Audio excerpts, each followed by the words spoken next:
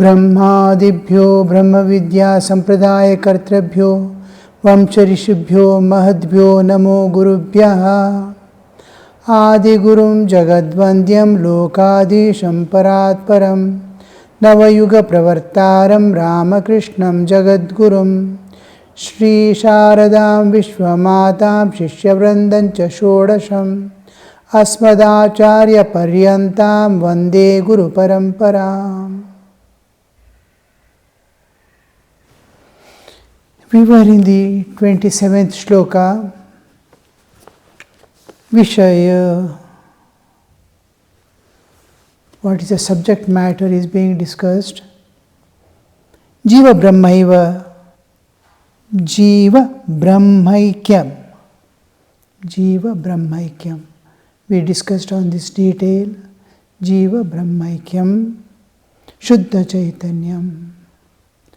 Brahma is the absolute existence in which the universe and all beings, multitudes appear and disappear. Universe is a constantly changing flux which doesn't affect the absolute, like space is not affected by all things existing. It doesn't affect.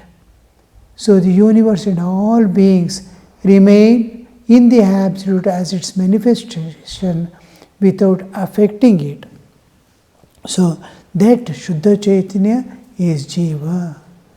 Jiva independent of the Upadhis. We saw apart from the Upadhis, the Jiva and Ishvara. Ishvara's Upadhi is taken away of the Ishvaratva and Jiva's Jivatva is taken away. Then we see the absolute existence remains, which identifies, Jiva identifies himself to be the absolute existence, unchanging eternal reality. So this is the realization of this, to realize God in general terms of the, what commonly we use the language, realization of God, or attainment of self-knowledge, Atma Jnana or Brahma Jnana or Bhagavad Sakshatkara. To attain that is the Vishaya, Brahmaikyam. To what is the final result we see? Jiva Brahmaivanaparam. That realization. God is the only existence. Sarvam Khalvidam Brahma. All that exists is God. So these things to realize, this is the subject. Subject is subject means what I am going to study, at the same time what I am going to realize. Because here the next term he uses is Prameyam. Prameyam, it is to be realized. This Vishaya doesn't end with a Jiva Brahmaiva Naparam. Studying all the scriptures, you will not have the realization at all.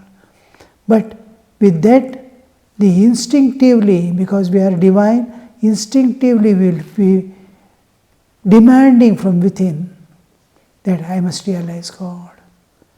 The innermost awakening demands. So that Prameya to be realized. Prameya, Pramata, Pramana. We saw in the beginning Pramata in the context of the Adhikari. Adhikari tu vidivat adhita vedangatvena apatata asmin janmini janmantareva kamyan nishita parassaram nitya naimittika prayashchita anushtanena nirgata nikhila kalmashataya nitanta nirmala swanta sadhana chatushtaya sampanna pramata. There the pramata term comes into picture. He is one who is going to measure now. Ma is to measure, who is going to, the daring person who inquiry into the reality. That he is pramata. This is prameya and pramana. the three entities, Pramata, Pramana, Prameya. This is called the triad, Triputi. When there is a person to realize, we study what is the who is Pramata. Nitanta Nirmala Swanta Sadhana Chatushtaya Sampanna Pramata. He has acquired all the four requirements of the sadhana. Nitya Nitya Vastu Viveka, Ihamatru Phalabhoga Viraga, Shamadamadi Satsamparta, and Mumukshatva. All the four he has got. He is fully qualified, he is Pramata. And what is the Pramana? Prameya also we know. It is Jiva Brahmaiva Naparam. It is Jiva is Shuddha Chaitanya, that is the absolute existence. That is the Vishaya. That is the Prameya, to be realized. To be realized. What is Pramana?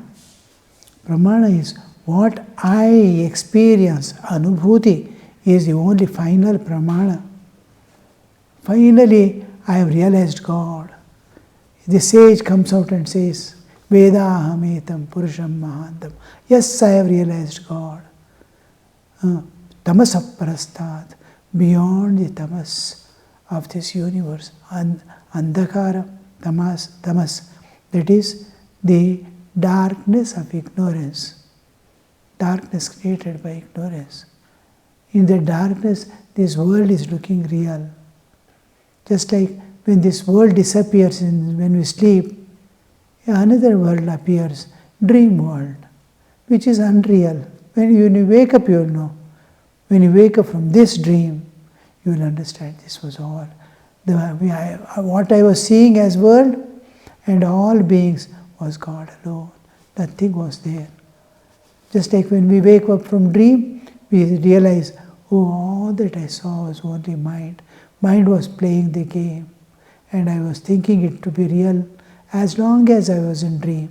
Same experience we get at the time of enlightenment. Oh, all that I was seeing and experiencing, fighting and trying to capture, all that was only God and God alone.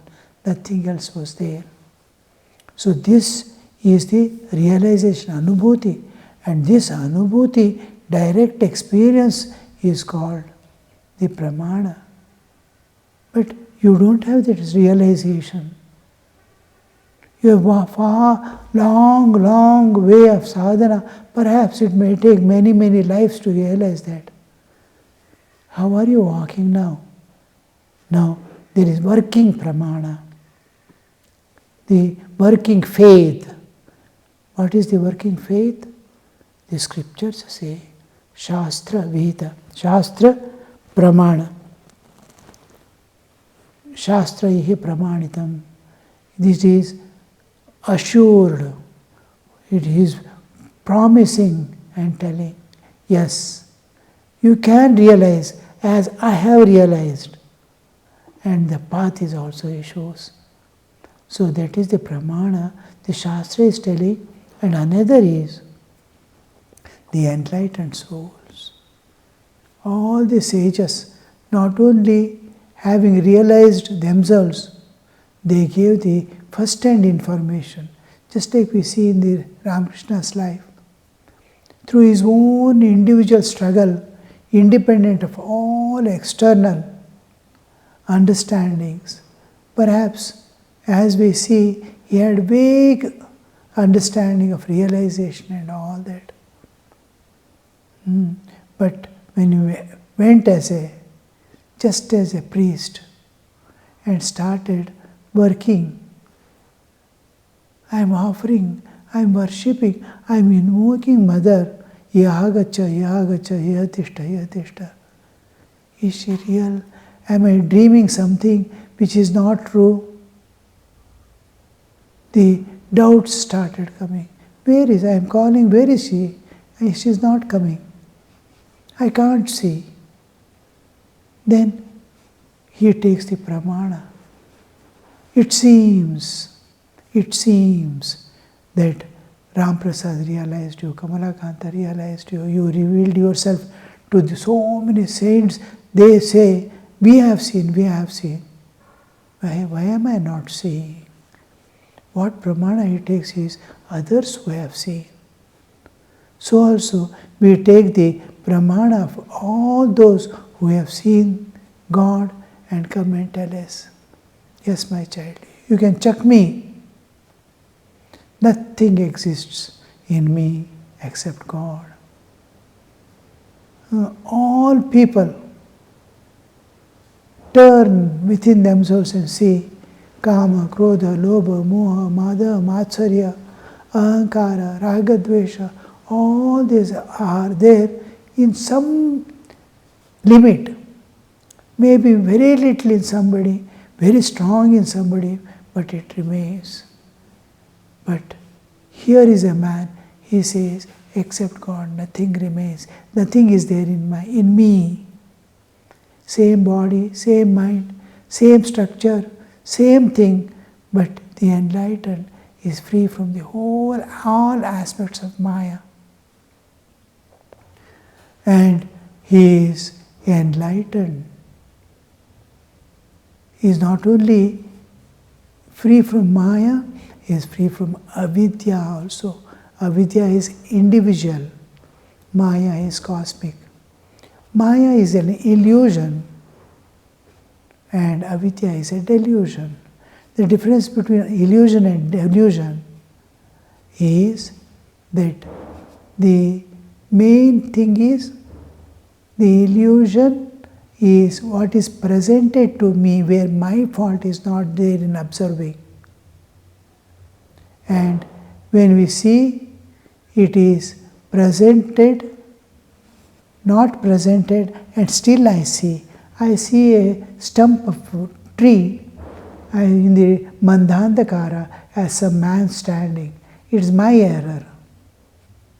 This is called delusion. I am deluded. But illusion is what is I am seeing. Like Marimarichika. In deserts, we see water. Run and see, it is not there. It is not at all, it was not there. Many things are presented to us and we see it in that way. Now, world that we see is presented to us as world. This is Maya. So, it is not my fault that I am seeing, but I am covered with an ignorance which is making me see. In dream is not a delusion. Dream is an illusion. It is presented to me. The moment I enter into sleep, it appears. So this appearance, I am seeing it. I can neither tell it's real or not because I've seen yesterday night a dream. How can I say, having seen it is not there? But when I wake up, it is not there. So this is called Maya. When you realize God, you will no more see this world which you are seeing all through. It disappears. Because it was an illusion. Cosmic illusion is called Maya. Individual ignorance which is not making me understand who am I, what is God, it is called the avidya, mula avidya. Avidya is covering of the soul by itself. It is covered. And what is the cause? Is his identity with the ego, which is making him act in the various ways to acquire tendencies called vasanas and karma phalas, the sukha dukkha it has to experience, which we usually call in English as karmic load. The karmic load and the tendencies, vasanas, we acquire, and this is causing the soul being veiled. The real I am, the divine, absolute. Here he is saying, Jiva Brahmaikyam. Jiva Brahmaikyam. Jiva and Brahmaikyam. I am not able to see because of this veil covering me, because of the avidya. And that has to be removed, because the whole Vedāntanam Tatparyat. And here we see the whole way, all Vedantas, wherever you go, in whatever way it may be presented. Oh, one existence, one absolute. One existence, it is appearing as many. Go back to the source, you'll see. How can you give an example? Yes, just like a prism. There is a prism and white light is there behind. And that white light is coming out of the prism as many colors. Majorly the 7 colors. And 7 colors mix with each other to give shades of colors. Varieties of colors you see in this world. One light has become multiple colors. And you are seeing multiplicity. But what is reality? Just follow the source. Go back from where the light is, colors are coming. Because prism is there and colors are coming out. Source you go, you'll pass through the prism and see white light alone is there behind. One white light is appearing as 7 colors on the screen. So like that, when we go back to the source, we see one existence, the Satchidananda Sagara. That's what we see here in this. That is the Prameya and Vedāntanam Tatparyat. Vedāntanam. There are many Vedantas, no one Vedanta, but it is various ways presented. That is why plural is used. Each one is telling in a particular way. Take Rigveda, Yajurveda, Samveda, all Jnanakanda you go, they are presenting in various ways, all mean the same. It is one Tatparya.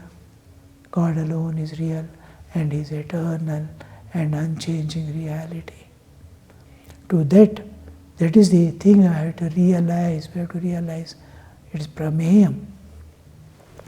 Om Shanti Shanti Shanti Harihi Om Tat Sat Shri Ramakrishna Arpanamastu.